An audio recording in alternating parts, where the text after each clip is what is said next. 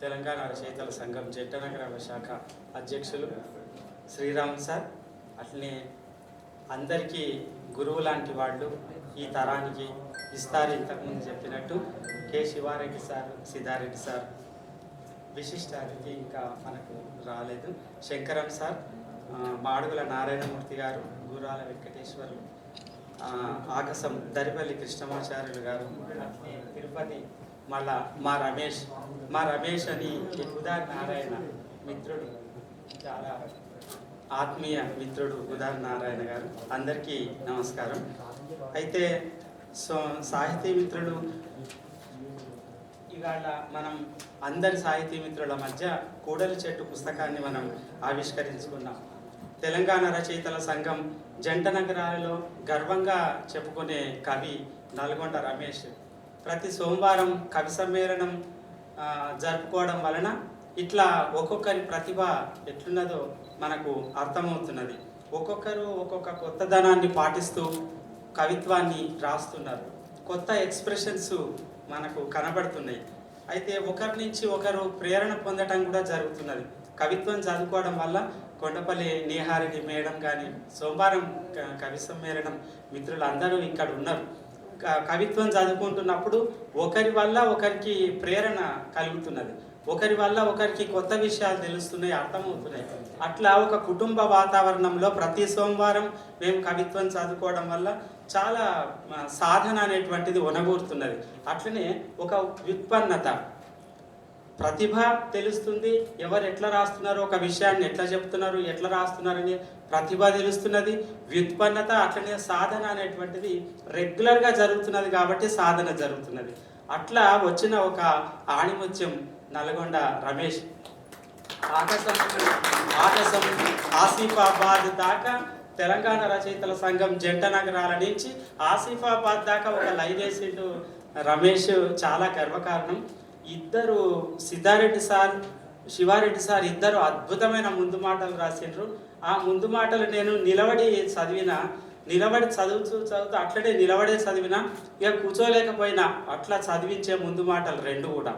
Sivareddy sir రాసుకుంటూ ఆయన దారింట పోతున్నటువంటి విషయాలను ఎట్లా గుర్తుపట్టి, ఎట్లా ప్రారంభమైండు, అక్కడ ఎట్లా ఆగిపోయి ఎత్తుకున్నాడు నల్గొండ రమేష్ అనే విషయాన్ని బాగా శివారెడ్డి సార్ ఆవిష్కరిస్తే, సిద్ధారెడ్డి సార్ ఏమో ఒక బాటసారి అన్నాడు. బాటసారికి లోకం పట్టింపులు ఎక్కువ ఉంటాయని చెప్పి సిద్ధారెడ్డి సార్ రాసిండు.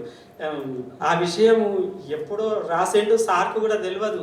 రాసిండు కానీ ఇందాక వెంకటేశ్వర్లు సార్ మాకు కొద్దిసేపటి కింద కలిసినప్పుడు మాట్లాడినప్పుడు సార్ దగ్గరికి పోయిండట, బందారం పోయి సారు గురించి తెలుసుకున్నాడట. ఊర్లో సారు ఎక్కడ ఉంటాడు, ఏం చేస్తాడు, ఏం పని చేస్తాడు, ఎట్లుంటాడు, ఏం రాస్తాడు అనేక విషయాలు అట్లా తెలుసుకోవడం. సారు కూడా వెంకటేశ్వర్లు గారు కూడా ఒక బాటసారి లాగా పోతున్నప్పుడు దానికి వెంకట్రావు గారు కూడా అట్లనే మనకు ఈ బాటసారి యొక్క లక్షణాలు ఎట్లా ఉంటాయి, దాన్ని నేను మళ్ళా రమేష్కు అప్లై చేసుకొని చూసుకుంటే ఆయన దారెంట పోతున్నప్పుడు గమనిస్తున్నటువంటి అనేక అంశాలను కూడలి చెట్టులో తీసుకొని వచ్చేడు. సామాన్యంగా రచయిత ఎక్కడ మొదలవుతాడంటే, సామాన్యులందరూ సామాన్య కళ్ళు అక్కడికి ఆగిపోయిన చోట రచయిత అక్కడి నుంచి ప్రారంభమవుతాడు. మామూలుగా చూస్తున్నప్పుడు రమేష్ కూడా అట్లనే. మామూలుగా మనం చూస్తాం, ఇక్కడ ఒక బావి ఉంది, చేదబావి అనుకుంటాం. ఆ చేదబావిని చూస్తాం, అంతే, అక్కడికి అయిపోయింది అనుకుంటాం. కానీ నల్గొండ రమేష్ అట్లా చేయలేదు. అందరి కళ్ళు ఎండైన చోట నల్గొండ రమేష్ మొదలవుతున్నాడు. ఆయన చదువుతూ అమ్మలేని ఒక గతం, ఆ పిల్లవాడు ఎట్లా నీళ్లలో బావిలో తనని తాను చూసుకున్నాడో దాన్ని పట్టుకున్నాడు నల్గొండ రమేష్. పట్టుకొని అతన్ని చూస్తున్నాడు. కళ్ళలోకి కళ్ళు కలిపి అమ్మలేని అతని కళ్ళలోని అతని బాధ తెలిపే నీళ్లలో ఒక రూపం, నీళ్ల అద్దంలో ఒక ప్రతిబింబం. బావి లేదు, బావి ఉంది, కానీ తను చూసుకున్న ప్రతిబింబం అక్కడ లేదు. ప్రతిబింబం నీళ్ళల్లో ఎంతసేపు ఉంటుంది, మనం చూసినంతసేపు ఉంటుంది, తర్వాత ఉండదు, నీళ్ళల్లో ఉండదు. ఆ తర్వాత అమ్మ లేదు. ఆ పరిస్థితిని అక్కడికి అందరు ఆగిపోతారు. ఆగిపోతారు కానీ నల్గొండ రమేష్ దాన్ని కొనసాగించాడు. సామాన్యులు ఎక్కడైతే సామాన్య కళ్ళు ఎక్కడైతే చూడకుండా ఆగిపోతున్నాయో అక్కడి నుంచి ఒక కవి ప్రారంభమవుతాడు. ఆ దృష్టి అందరికీ ఉంటుంది, సామాన్యులకు ఉంటుంది, అందరికీ ఉంటుంది తప్ప కవికి పట్టింపు ఎక్కువ ఉంటుంది. అందువల్ల నల్గొండ రమేష్ చేదబావి వంటి మంచి కవితలు రాసిండు. అట్లనే కూడలి చెట్టు అని పేరు చెప్పటమే ఒక వైచిత్ర్యం. మరి కూడలి చెట్టు నిజానికి అక్కడ చెట్టు ఉన్నదంటే అక్కడ చెట్టు లేదు, అదొక చౌకు, కానీ అదొక ప్రతీక, ఒక సింబల్గా రాసిండు. ఇట్లాంటి పేర్లు అప్పుడు కూడలి చెట్టు పుస్తకానికి పేరు పెట్టడం, కవితకి ఇట్లాంటి పేర్లు పెట్టడం 80, 90 ప్రాంతంలో మంజీరా రచయితల సంఘం నుంచి వస్తున్నటువంటి అన్ని పుస్తకాలను పరిశీలిస్తే కూడా ఇట్లాంటి పేర్లు కనిపిస్తాయి. దానికి ప్రారంభం అక్కడి నుంచే పడ్డది. అవి ఉనికి కానీ, సంతకం కానీ, సెలవింక, నేల తడవని వాన్ పుస్తకాలను ఒక ఆధునీకరించడం, పుస్తకానికి పేరు పెట్టడం, ఒక ఆధునీకరించడం అనేటువంటిది అప్పుడు ప్రారంభం అట్లా జరిగింది. అట్లా చూస్తున్నప్పుడు కూడలి చెట్టు అనే పేరు పెట్టడం కూడా నాకు అంతగా ఆకర్షించినటువంటి పేర్లాగా అనిపించింది. అయితే మామూలుగా చూస్తున్నప్పుడు ఇంకా మా నాన్న అనే ఒక కవిత ఉంది. అది కూడా అంత ఆర్ద్రమైనటువంటి కవిత. దుకాణమే దునియా అంటాడు, పనే దైవం, రక్తం కరిగించి చెంగలించిన తప్తలోహం, కష్టమంతా తాను పడి కాలం చేసిన గుండెల్లో బతికి ఉన్న నాన్న గురించి చెప్పటం.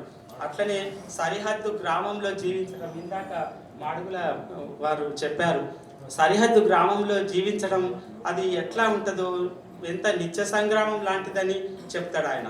అట్లనే రమేష్ టీచర్ కాబట్టి, అందులో సైన్స్ మ్యాథ్స్లో బాగా అనుభవం ఉన్న టీచర్ కాబట్టి సైన్స్ పదాలను బాగా వాడుకున్నాడు. కర్బన పదార్థాలు అట్లాంటి సైన్స్ పదాలు వాడుకున్నాడు. అన్ని కర్బన పదార్థాలే, చివరికి మన శరీరం కూడా కర్బన పదార్థమే, ఒకరోజు మట్టిలో కలిసిపోయేదే శరీరం కూడా. కాబట్టి అట్లాంటి వాటిని చెప్తూ శాస్త్రీయంగా చెప్పే ప్రయత్నం చేసిండు, ఒక సూత్రప్రాయంగా చెప్పిండు వాటిని. ఈక్వాలిటీ ఎండమావైన భారతదేశ కమ్యూనిటీ ఈక్వేషన్లో ఎక్స్ విలువల్ని వెర్రిగా వెతుక్కుంటున్నాడు అని చెప్పటం. ఈ కమ్యూనిటీలో ఎక్స్ విలువ ఎక్కడ పొడగొట్టుకున్నామో, ఎన్ని ఈక్వేషన్లు పెట్టి లెక్క సాధించినా కానీ ఎక్స్ విలువ కనుక్కోలేకపోతున్నాం కదా. ఎక్స్ అనేది తెలియనప్పుడే ఎక్స్ అనుకొని చేస్తాం లెక్కలలో. అట్లాంటి ఎక్స్ విలువను వెర్రిగా వెతుక్కుంటున్నాడు ఈ పిచ్చోడు అని చెప్పి రాసిండు. ఇట్లాంటివి మనసుకు తాగే కవిత్వం రాసిండు. ఎవరికైనా సాధనలో చాలా జాగ్రత్తలే అవసరం. సముద్రాన్ని దర్శించాలని మనం అనుకున్నప్పుడు అలలు అడ్డం వస్తాయా? అలలేం అడ్డం రావు. అట్లనే కవికి కూడా ఏవి ఆటంకాలు లేవు. ఇక్కడ రాయాలనే కృతనిశ్చయం ఉండాలి, ఒక వస్తువును లోతుగా చూసే శక్తి ఉండాలి, కానీ కవికి ఏది అడ్డు లేదు. ప్రజలు లేస్తే లేవాలి, ప్రజలు కూర్చుంటే కూర్చోవాలి, ప్రజలు దుఃఖిస్తే దుఃఖించాలి, వేడుకలు చేసుకుంటే వేడుకలు చేసుకోవాలి. సిద్ధారెడ్డి సార్ చెప్తాడు, కార్యశాలల్లో చెప్పిండు. మొన్న సోమవారం కవి సమ్మేళనంలో కవిత్వ నిర్మాణం మీద పెట్టుకున్నప్పుడు కూడా సార్ అదే మాట చెప్తాడు. అట్లా మానవీయ సంబంధాలే అలుముకోవాలి, కానీ కవికి ఆటంకం అనేటువంటిది ఏది లేదు. కవి మేఘంలాగా, ఒక జల్లులాగా కురుస్తాడు ఒక చోట. ఆయన మేఘంలాగా మోస్తాడు. కవి మోసిన నీటినంతా ఒక దగ్గర జల్లిస్తాడు. అది అద్భుతమైనటువంటి కవి అవుతాడు. నల్లగొండ రమేష్ కూడా మా సోమవారం కవి సమ్మేళనానికి గర్వకారణం. రమేష్కు అభినందనలు.